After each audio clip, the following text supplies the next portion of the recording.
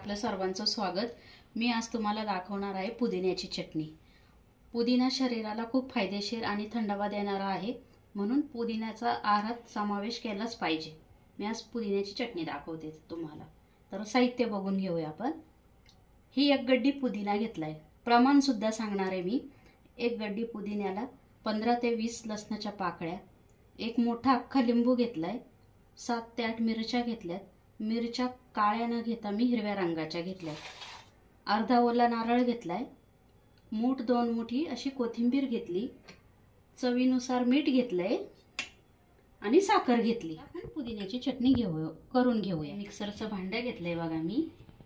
त्यामध्ये ही एक गड्डी पुदिना निवडून धुवून ठेवला होता आणि आता पुदिना खाली टाकून घेते। ही अशी 2 मुठीभर अशी कोथिंबीर घेतली होती हिरवीगार ताजी, ती सुद्धा टाकून घेऊया। त्यानंतर लगेच लसूण टाकून घेऊया।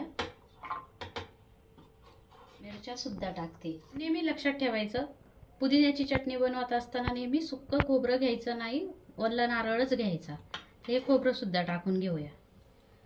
आता चवीनुसार मी आधीच मीठ काढून ठेवलं होतं, ते मीठ टाकते आणि ही 1 चमचा साखर सुद्धा टाकणार आहे। अशी चटणी गोड, तिखट आणि आंबट मस्त होणार आहे आपली।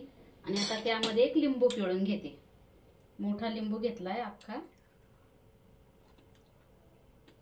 आणि आता मिक्सर मध्ये काढून घेऊया। अशी पुदिन्याची चटणी नक्की बनवून बघा आणि चॅनलला नवीन असाल तर सबस्क्राइब करायला विसरू नका। लाईक करा, व्हिडिओ शेअर करा आणि व्हिडिओ पूर्ण बघा। ही चटणी तुम्ही जेवणासोबत, सँडविच सोबत, कशासोबतही खाऊ शकता। वडे, समोसे कशासोबतही ही छानच लागणार आहे आणि तेवढी फायदेशीर आहे आणि टेस्टी सुद्धा आहे।